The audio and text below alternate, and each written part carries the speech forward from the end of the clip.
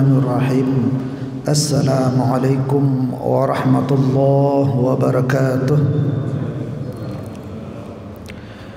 Innal hamdalillah wa syukra lillah wa thanaa lillah la haula wa la quwwata illa billah.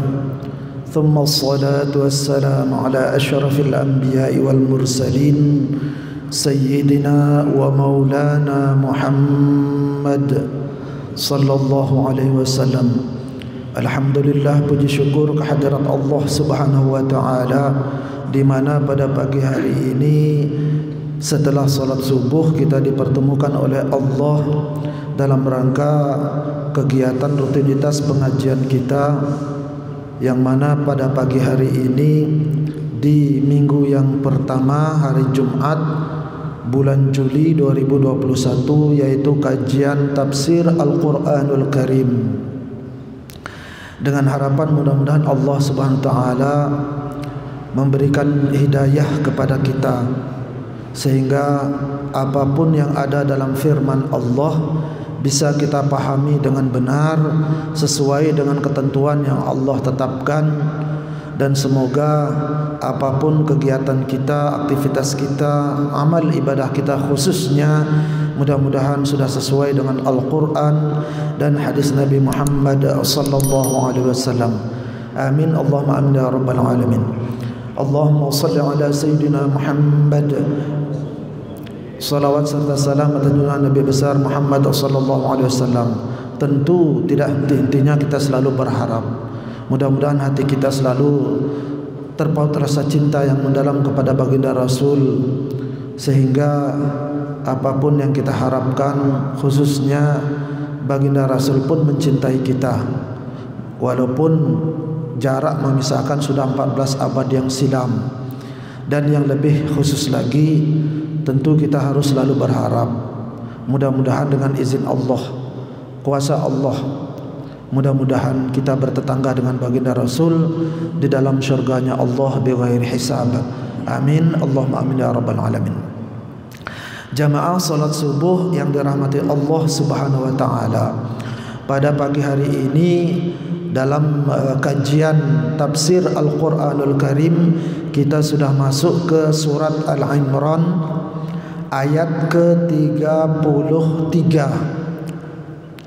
berbicara tentang agamanya Nabi Adam, agamanya Nabi Nuh, agamanya Nabi Ibrahim, dan agamanya Imran beserta Nabi Isa, dan juga ibunya tentunya. Yang kedua berbicara tentang kemuliaan para nabi yang tersebut tadi, kecuali Sayyidina Imran bukan nabi. Beliau adalah Sadanatul Baitul Maqdis, yaitu imamnya para tokoh, sesepuhnya para pengabdi di Masjid Al-Aqsa di Baitul Maqdis. Nah, itu beserta Siti Maryam juga bukan nabi. Nah, jadi bukan nabi. Beliau adalah ibu daripada Nabi Isa alaihi salatu wassalam. Jamaah kaum muslimin yang dirahmati Allah Subhanahu wa taala, di surat Al-Imran ayat 33 ini berbunyi, A'udzu billahi minasyaitonir rajim. Bismillahirrahmanirrahim. Innallaha astafa Adam wa Nuhan wa ala Ibrahim wa ala Ibrahim wa ala Imran 'alal 'alamin. Innallaha astafa, sesungguhnya Allah telah memilihkan Adam, yaitu Nabi Adam. Nah, kemudian Nabi Adam ini manusia pertama yang Allah ciptakan dari percampuran berbagai jenis tanah yang kasar. Kemudian tinggal di surga. Berapa tahunkah Nabi Adam alaihissalam tinggal di surga bersama Siti Hawa? Wala yuhsab, tidak bisa dihitung. Lalu kemudian Allah turunkan ke bumi. Nah, ketika di bumi, berapa tahunkah beliau menetap di bumi sampai memiliki ratusan ribu anak cucu, baru beliau meninggal dunia. Jadi umurnya sempat kepotong karena diberikan oleh salah satu seorang nabi. Umurnya 960 tahun beliau menetap atau berada di bumi. Tapi mengenai umur sesungguhnya kita nggak tahu, karena kan awalnya kan berada di surga. Jadi Allah memulai ayat ini, ayat surat Al-Imran ayat ke-33, innallaha astafa Adama wa Nuha wa ala Ibrahim al-ayah. Jadi mengawali dengan memilih apa maksudnya? Bahwa Allah Subhanahu wa taala memilih kepada Nabi Adam yang merasa dirinya keturunan Nabi Adam. Siapa yang merasa dirinya keturunan Nabi Adam? Seluruh manusia yang ada di jagat raya alam ini, kecuali mungkin Aristoteles. Tidak tahu, kurang lebih itu apa namanya, kurang ngerti, yang menganggap dirinya keturunan daripada monyet. Nah, yang merasa dirinya keturunan Nabi Adam, itu. Jadi Allah memilih kepada Nabi Adam karena sebagian daripada manusia mengatakan bahwa Nabi Adam itu agamanya bukan Islam. Begitu juga Nabi Nuh, begitu juga Nabi Ibrahim. Terutama Nabi Ibrahim agamanya Yahudi katanya. Makanya Allah jelaskan, Allah memilih Nabi Adam, Nabi Ibrahim, Nabi Nuh dan seterusnya. Itu apa? Ikhtarallahu alaihim dinal Islam warusul warisalah wan nubuwah. Jadi Allah memilihkan Nabi Adam dan juga Nabi Nuh dan juga Nabi yang lainnya itu agamanya adalah al-Islam, yaitu agama Islam. Jadi tidak benar agama yang lain. Jadi agama Islam, dan juga sebagian daripada cucu-cucu keturunan mereka itu termasuk Nabi Adam, ini awal mula manusia, itu ada yang dijadikan nabi dan ada yang diberi risalah, yaitu Alkitab sebagai rasul. Ada juga sebagian yang baik-baik, tapi ada juga sebagian yang jadi tidak baik, yaitu jahat atau bahkan ingkar ataupun kafir. Pertanyaan, kenapa Allah itu menurunkan ayat ini dengan kalimat innallaha astafa? Allah memilih Nabi Adam dan Nabi yang lainnya seterusnya sampai Nabi Muhammad SAW dengan mengatakan bahwa Allah menjadikan mereka itu beragama Islam, sebagiannya itu dijadikan sebagai Nabi dan Rasul. Kenapa? Karena orang-orang Yahudi pernah mengatakan kepada Nabi Muhammad dan para sahabat, apa kata mereka ini, pernyataan ini disampaikan oleh Sayyidina Ibnu Abbas radhiyallahu an, pakarnya ahli tafsir dari kalangan sahabat. Ini sudah sering yang kasih tahu, sering yang ungkapkan, pakarnya ahli tafsir dari sahabat itu Ibnu Abbas. Pakarnya ahli fikih pada zaman sahabat setelah Nabi meninggal dunia siapa? Yaitu Siti Aisyah. Pakarnya ahli hadis pada sahabat itu setelah Nabi Muhammad SAW meninggal ada Sayyidina Abu Hurairah. Pakarnya ahli tauhid pada zaman sahabat yang dikenal dengan ahlus sunnah wal jamaah yaitu Abu Musa al-Ash'ari. Sampai hari kiamat insyaallah mayoritas akidah daripada ahlus sunnah wal jamaah itu dipegang oleh umat Islam. Kalau pecahan-pecahan itu disebabkan karena politik, karena jabatan, mengejar kepingin jadi khalifah atau presiden. Baik. Nah, itulah Allah SWT memulai dengan ayat ini dengan kalimat innallaha astafa. Sebagaimana yang disampaikan oleh Ibnu Abbas radhiyallahu anhu, pakar ahli tafsir. Orang Yahudi mengatakan wa nahnu abna'i Ibrahim wa ala dinihim wa nahnu abna Ibrahim wa Ishaq wa Yaqub wa nahnu ala dinihim, kata mereka, kami adalah anak-anak keturunan daripada Nabi Ibrahim. Nah, itu keturunan dari anak Ibrahim, Nabi Ishak dan Nabi Yaqub. Wa nahnu ala dinihim, dan kami adalah sama agama kami dengan mereka. Nah, ini kata, tapi agama yang dimaksud di sini adalah agama orang menisbahkan kepada anak pertama. Siapa nama anak pertama? Satu riwayat mengatakan anak pertama ini yang paling cerdas, yang keturunannya sampai sekarang masih ada. Nabi Ibrahim memiliki 12 anak. 12 anak. Berarti 13 dengan Nabi Ismail. Bukan. Dua anak yaitu Nabi Ishak sama Nabi Ismail. Nah, kemudian Nabi Yaqub memiliki 12 anak. Anak pertama daripada Nabi Yaqub yaitu siapa? Yang bernama Yahuda, dari istri yang pertama, Siti Sarah, yang terlambat memiliki anak. Itu punya anak 10. Nah, kemudian menikahlah dengan adik daripada Siti Sarah. Menikahlah lagi, kemudian memiliki anak yang bernama siapa? Nabi Yusuf beserta Bunyamin. Nah, itu mereka Ibrahim itu keturunan mana? Terus ke atas sampai Nabi Nuh. Nabi Nuh keturunannya siapa? Nabi Idris. Nabi Idris keturunannya siapa? Nabi Adam. Jadi tidak semuanya jadi nabi dan tidak semuanya menjadi orang baik.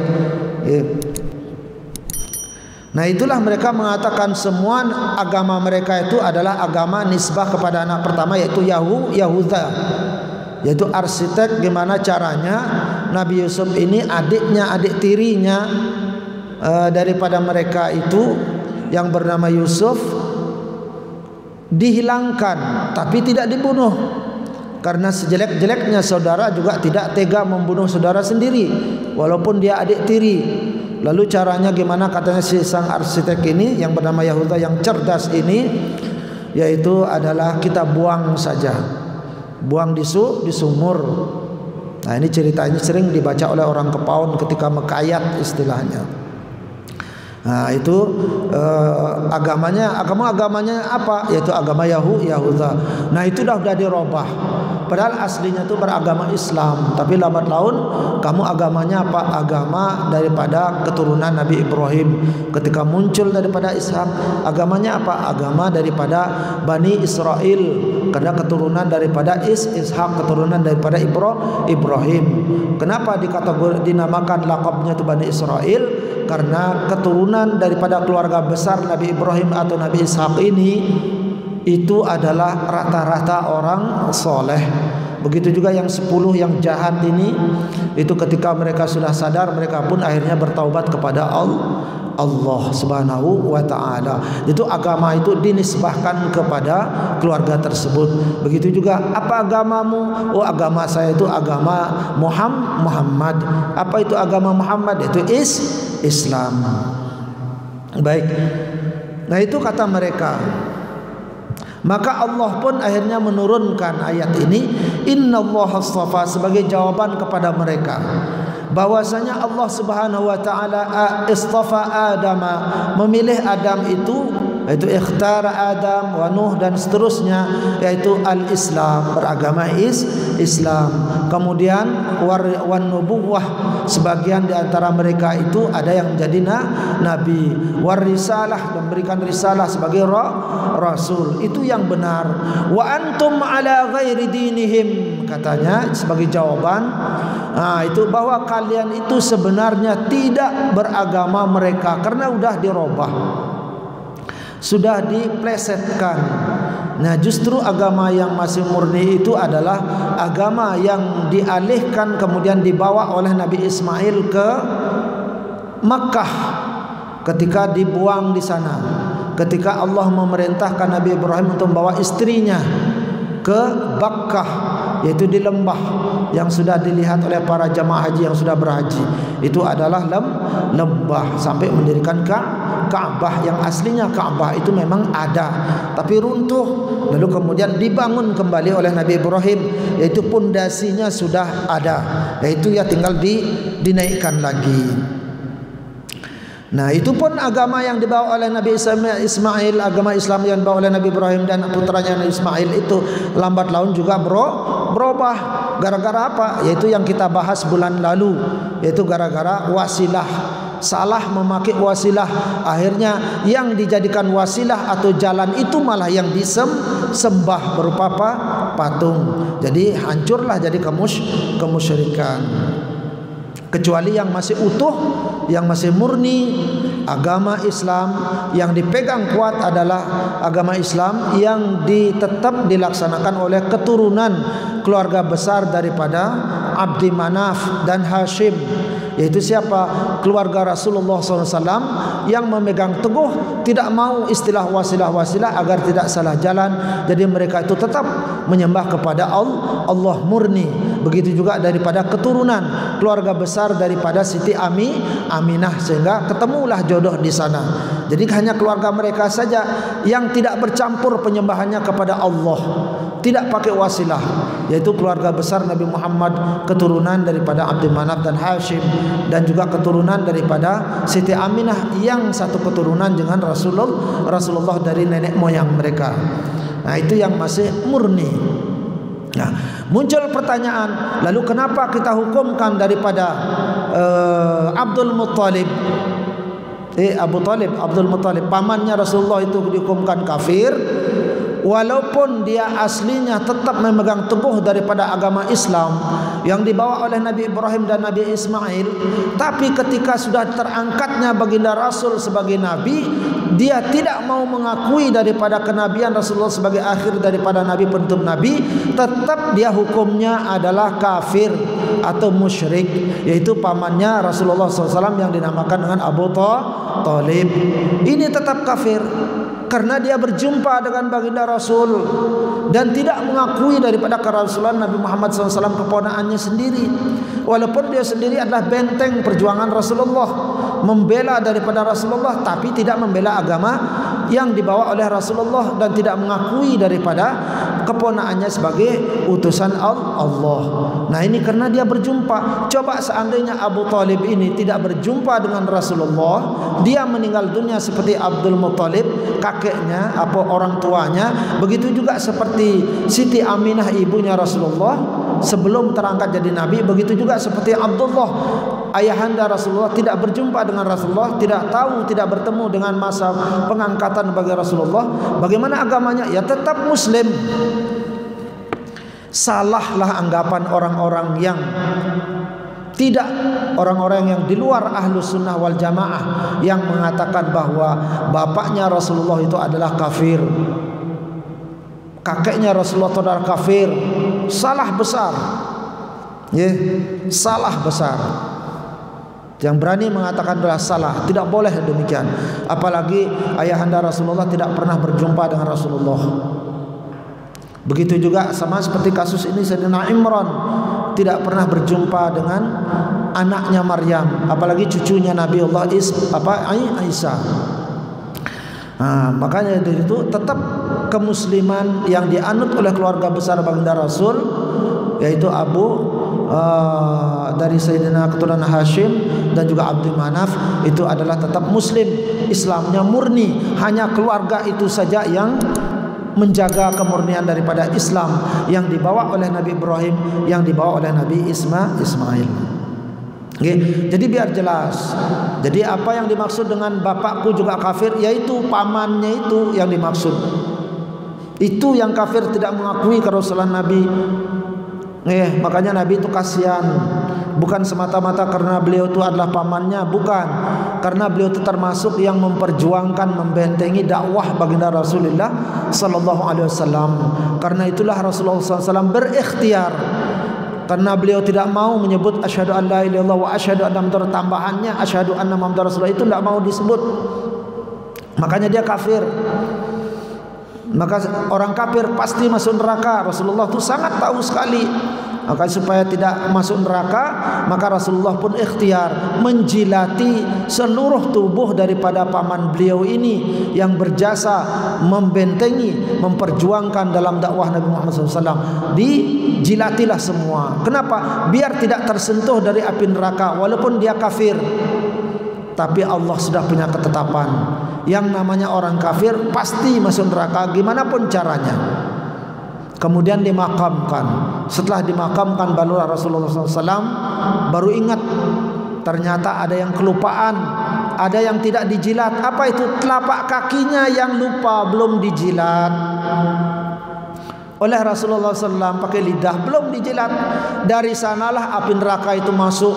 Ketika api neraka itu masuk di sana, maka di sini sudah mendidih. Itu saking panasnya luar biasa. Taib.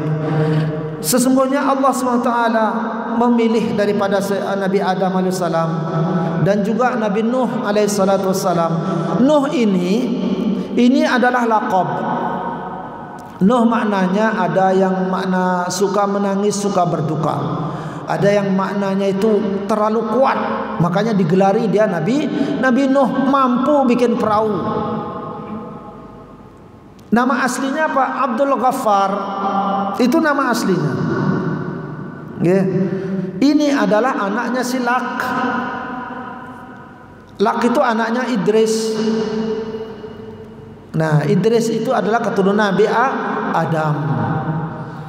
Usianya ketika beliau meninggal dunia itu kurang lebih adalah 1050 tahun. 1050 tahun itu usia daripada Nabi Nuh. Baru beliau itu meninggal dunia.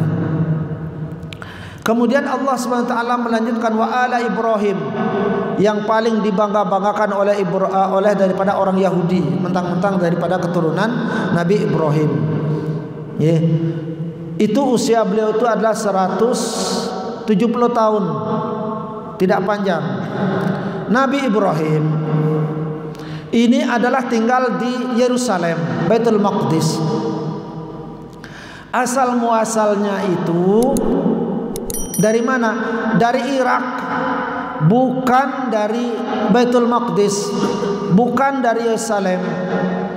Nenek moyang daripada orang Yahudi asalnya itu adalah dari Irak. Dari sana asalnya.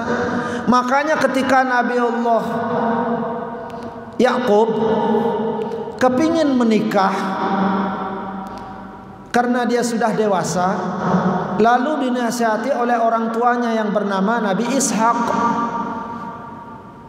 Karena sudah anaknya yang bernama Nabi Yakub ini ingin menikah, dinasihati, sudahlah untuk menyambung tali silaturahmi, untuk menyambung daripada hubungan keluarga yang sudah lama terputus, maka di Irak, di Baghdad, di Irak itu kakek kamu yaitu Nabi Allah Ibrahim masih punya keluarga karena memang asalnya dari sana. Itu masih memiliki putri. Kamu berangkat ke sana. Makanya Nabi Yakub ini berangkat ke Baghdad ingin mencari keturunan daripada kakek Mbah Yud. Beliau yang bernama Nabi Ibrahim ini yang asal muasalnya dari sana, karena di sana masih ada paman-paman yang memiliki anak perempuan. Nah, inilah ketika sampai di sana itu di Irak, ketemulah dengan seorang perempuan yang cantiknya luar biasa, yang membuat Nabi Yakub ini terpesona. Tapi karena dia ingat dia harus mengawini daripada anak pamannya untuk nyambung kekeluargaan, maka rasa keinginannya itu ditahan-tahan. Dia bertanyalah kepada perempuan yang luar biasa cantiknya ini, tolong saya mau tanya, kenal nggak keluarga ini dari wilayah sini, saya mau mencarinya. Dia adalah keluarga saya. Oh, keluargamu ya? Iya, keluarga dulu nenek moyang kami, yaitu Mbah Yud kami yang sudah pindah daripada ke negeri Syam di wilayah Baitul Maqdis. Nah, kami ingin berjumpa kembali untuk menyambung silaturahmi biar tidak putus. Itu kata Nabi Yakub kepada perempuan yang cantik jelita luar biasa, yang bikin dia terpesona. Hatinya sudah dagdug, sudah sangat cinta kepada perempuan, tapi dia tidak tahu dia itu siapa. Akhirnya diantarlah ke sana. Ternyata yang ditanya itu perempuan yang cantik ini justru adalah anak daripada pamannya yang di Baghdad ini, di Irak ini. Nah, karena sudah kedung, apalagi dia udah kedung naksir, sangat cinta dengan perempuan ini yang ditaksir sejak kenalan di jalan itu, ternyata itu adalah anak pamannya. Nah kebetulan ya ini jodoh. Langsunglah dia bilang kepada pamannya untuk ingin menikahi dari perempuan ini yang cantik luar biasa. Lalu apa katanya daripada ayah perempuan ini yang seorang ulama, seorang tokoh di Baghdad, yang kemurnian tauhidnya juga dijaga? Apa katanya? Kamu tidak boleh menikahi anak saya ini wahai keponakanku. Kenapa? Karena dia masih mempunyai kakak perempuan belum nikah. Karena syariat fikihnya, nah ini fikih lagi, kalau kakaknya belum menikah maka adiknya tidak boleh dinikahi. Kalau kamu kepingin nikahi adiknya, nikahi dulu kakaknya. Makanya ini sebenarnya nih adiknya yang paling cantik ini adalah ibunya Nabi Yusuf. Makanya Nabi Yusuf tuh bisa ganteng tuh ngikut ibunya ini. Akhirnya nikah dengan kakaknya. Nah dari kakaknya inilah muncul keturunan Yahuda ini yang nakal-nakal ini. Dari istri pertama, kakak kandung daripada ibunya Nabi Yusuf. Setelah menikahi ini, setelah punya anak, sampai berapa tahun barulah dia menikahi, Nabi Yakub ini menikahi adiknya, yaitu daripada ibunya Nabi Yusuf alaihissalam, memiliki anak dua, yaitu Nabi Yusuf dengan Bunyamin. Nah Bunyamin ini yang paling boleh dikatakan dalam keluarga itu paling menderita keturunannya ini. Jadi nabi tidak, jadi bangsawan tidak, jadi orang terkenal tidak, apalagi jadi tokoh juga tidak. Keturunannya jadi apa? Bunyamin ini jadi budak, orang rendahan. Makanya ketika Allah mengangkat Raja Talut dari keturunan dari keturunan Bunyamin, protes semua itu. Keluarga daripada anak pertama daripada istri pertama daripada Nabi Yakub yang keturunan Yahudi itu protes, enggak terima. Ya Allah, kenapa engkau pilih daripada raja kami yang mulia ini dari keturunan Bunyamin, adiknya Nabi Yusuf, sementara Bunyamin ini keturunannya itu orang rendahan semua, orang sudra lah istilahnya. Mustahil, tidak masuk akal. Sementara daripada keturunan kami dari istri pertama Nabi Yakub banyak yang menjadi nabi, kemudian banyak yang menjadi raja-raja. Kenapa enggak dari keturunan kami saja? Padahal itu satu hampir dekat dibandingkan dengan Nabi Muhammad, itu jauh. Protes juga mereka.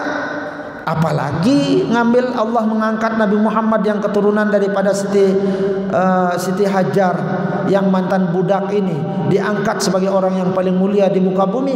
Tentu mereka juga sama sekali tidak terima. Yaitu wa Nuhan wa ala Ibrahim, dan daripada keluarga Nabi Ibrahim kami jadikan dia beragama Islam, dan sebagian daripada keturunan mereka itu menjadi nabi dan orang-orang soleh dan orang-orang baik, termasuk daripada Imran, itu bukan nabi tapi orang soleh. Dan juga kebanyakan juga daripada mereka itu kebanyakan jahat-jahat, bahkan kafir, merubah daripada ajaran agama Islam yang Allah tetapkan. Wa ala Imran, dan juga keluarga daripada Imran.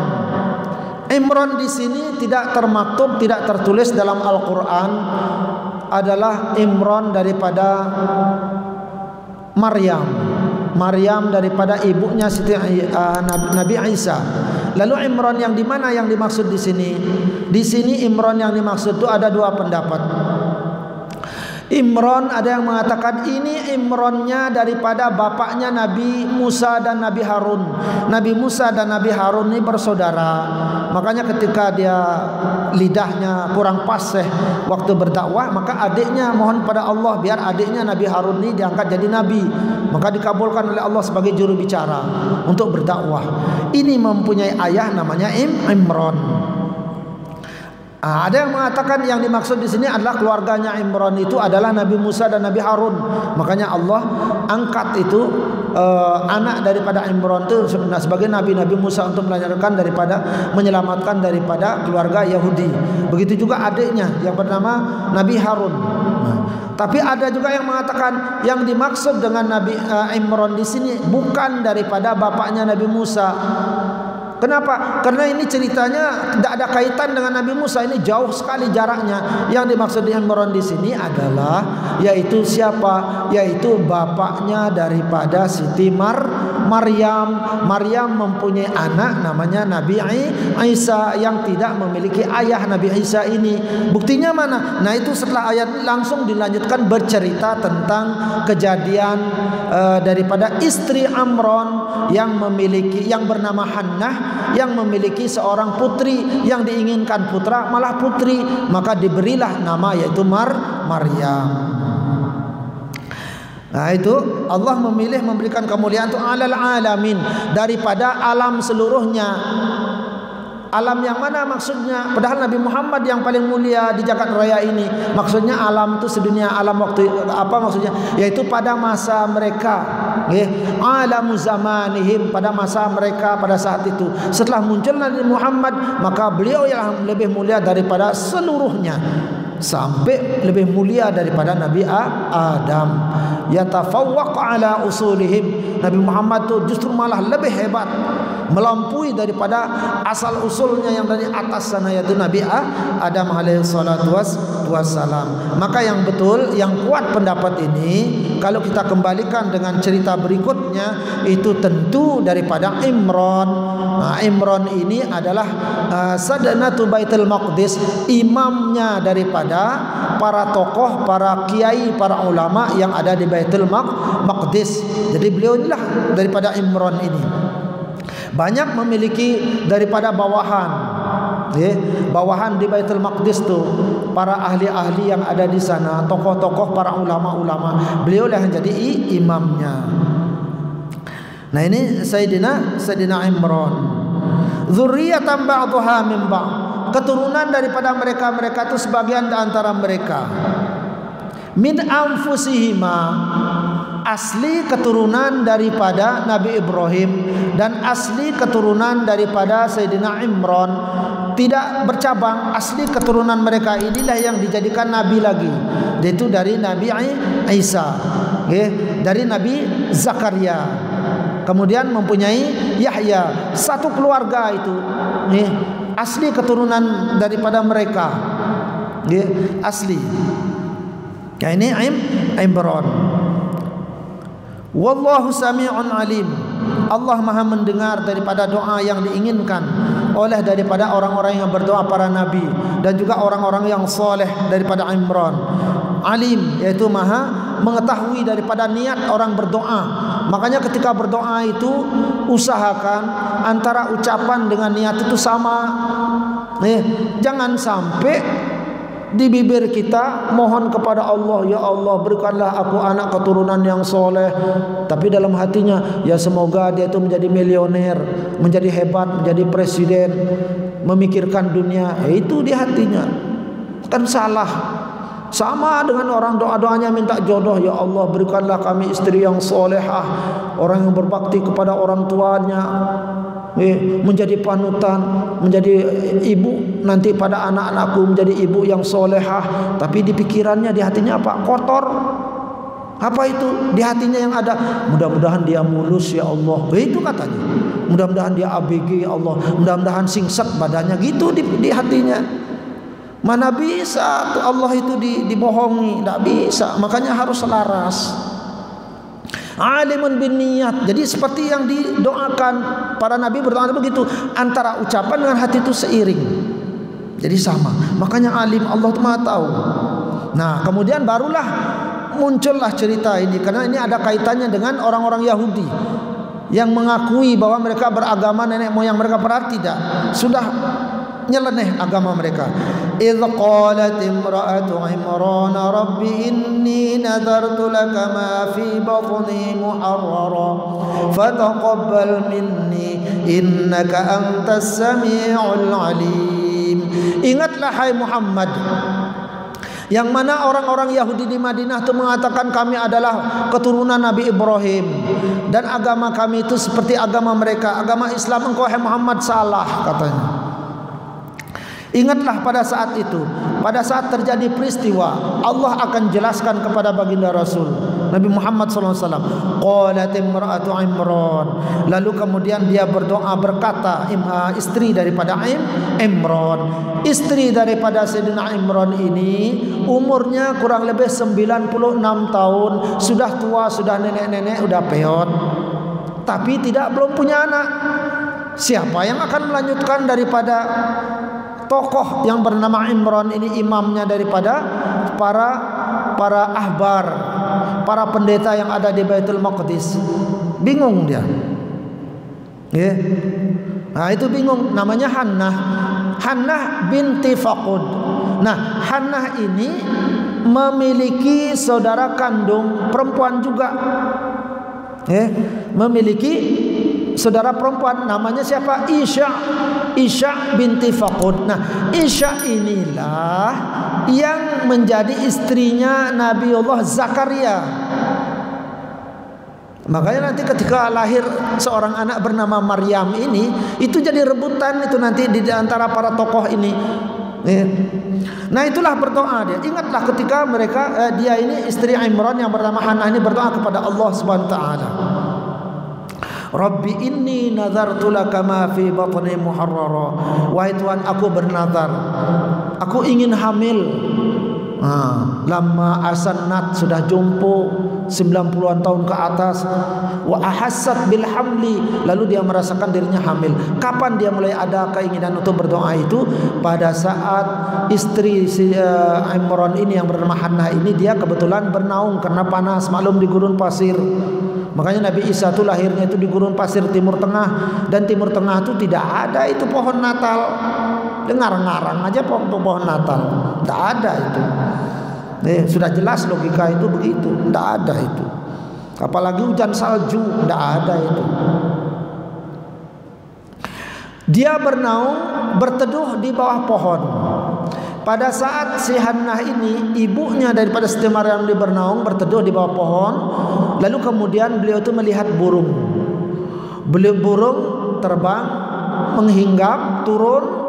Nah, di bawah itu kebetulan ada ayam kecil, yut'imu farkhah. Lalu si burung ini memberikan makan kepada ayam ini. Memberikan minum juga, diasuhnya baik sekali ini burung. Nah, rasa keibuannya tersentuhlah di sana. Sebagai seorang ibu melihat burung kayak ibu, dia mengasuh daripada ayam ini, memberikan makan, mengelus-elus. Lalu dia tergodalah hatinya sebagai seorang ibu, padahal udah tua, udah nenek-nenek 90-an tahun ke atas. Lalu akhirnya apa? Rabbi inni nazartu, ya Allah, aku bernazar, tolonglah aku, berikan aku kehamilan keturunan anak, walaupun aku sudah jompo sekali, sudah tua sekali, ya Allah, tolong. Maka seandainya engkau berikan aku anak, aku ingin seperti itu loh burung itu. Aduh, ingin mengasuh seorang anak. Hasas perasaan seorang perempuan, apalagi sudah menjadi istri, kepingin, pasti pengen punya anak, nggak ada yang nggak kepingin. Tolong ya Allah. Akhirnya itu terus doanya itu dia bernazar, kalau engkau berikan aku seorang anak laki-laki, maka aku akan serahkan untuk langsung menjadi penerus daripada Sayyidina Imran, untuk mengabdi di sana. Langsung aku serahkan, karena kebiasaan menjadi kebanggaan pada saat itu setiap orang memiliki anak dari keturunan para pengabdi di Baitul Maqdis, apalagi laki-laki, khususnya laki-laki, tidak ada perempuan, laki-laki, maka langsung dinazarkan, diserahkan ke Baitul Maqdis untuk mengabdi. Ketika sudah mengabdi di sana, maka dia tidak boleh lagi berurusan dengan duniawi, tidak boleh menikah, atau tidak boleh berurusan dengan urusan bisnis atau apapun. Full harus mengabdi. Mohon maaf, kalau menikah boleh, tapi urusan dunia tidak boleh, langsung khusus di sana, tidak boleh lagi macam-macam. Dan ini menjadi kebanggaan. Ini menjadi kebanggaan. Semua begitu. Nah, itulah akhirnya yang diinginkan.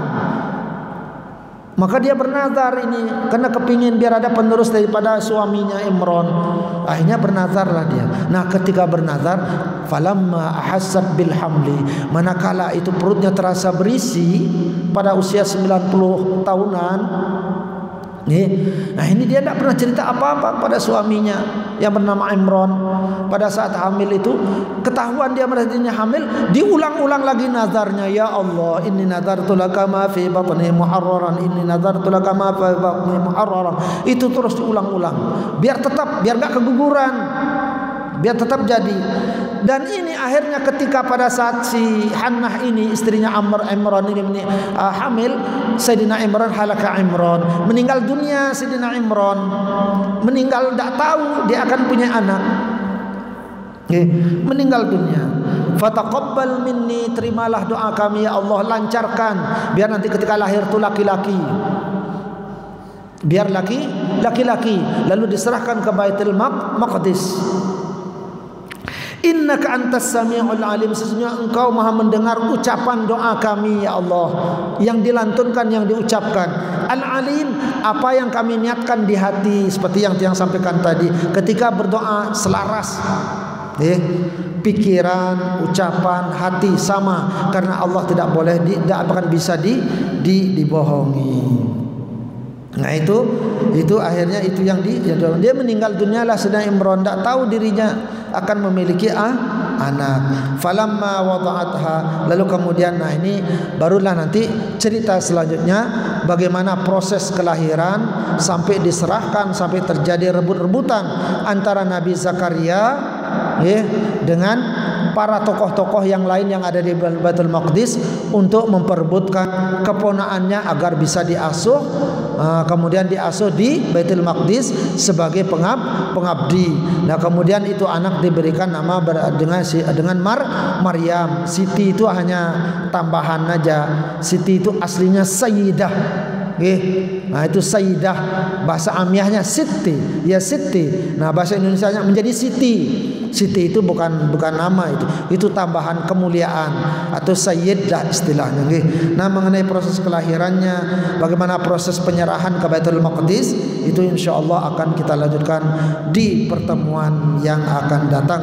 Diberikan nama Maryam, tuh namanya Maryam, maknanya apa? Nah, itu nanti kita akan jelaskan di pertemuan berikutnya. Demikian, mungkin ada yang ingin di-sharing, monggo silahkan kalau ada. Baik, kalau tidak ada, kita tutup pengajian kita ini. Mudah-mudahan Allah memberikan barokahnya kepada kita semuanya, penuh barokah, dan ini mudah-mudahan bermanfaat dalam kehidupan kita sehari-hari. Alhamdulillah, mudah-mudahan Allah berikan kenikmatan ilmunya, khususnya yang yaitu masalah Al-Quran dan firman Allah SWT. Semoga termasuk daripada hamba-hamba Allah yang solehin, ataupun keluarga kita termasuk yang perempuan itu hamba-hamba Allah yang solehat, dan semoga kita termasuk orang-orang yang husnul khatimah. Amin. Allahumma amin ya rabbal alamin. A'udzubillahi minasyaitonir rajim. Bismillahirrahmanirrahim. اللهم صل على سيدنا محمد وعلى آل سيدنا محمد والحمد لله رب العالمين. الحمد لله رب العالمين حمدا شاكرين حمدا ناعما حمدا يوافي نعمه ويكافئ مزيدا. يا ربنا لك الحمد كما ينبغي لجلال وجهك وعظيم سلطانك الكريم. وسلم وارض الله تعالى عن ساداتنا واصحاب سيدنا رسول الله تعالى اجمعين. اللهم اغفر لنا ذنوبنا والوالدينا وارحمهم كما ربونا صغارا، ولمشايخنا ولأساتذتنا ولجميع المسلمين والمسلمات والمؤمنين والمؤمنات الأحياء منهم والأموات، وتابع بيننا وبينهم بالخيرات. رب اغفر وارحم أنت خير الراحمين، ولا حول ولا قوة إلا بالله العلي العظيم. اللهم علمنا ما ينفعنا بما علمتنا. اللهم إنا نعوذ بك من علم لا ينفع وقلب لا يخشع وعمل لا يرفع ودعاء لا يسمع. اللهم إنا نسألك علما نافعا ورزقا طيبا كثيرا وعملا متقبلا. ربنا آتنا في الدنيا حسنة وفي الآخرة حسنة وقنا عذاب النار وقنا عذاب النار. وصلى الله على خير خلقه سيدنا محمد وعلى آله وصحبه وسلم.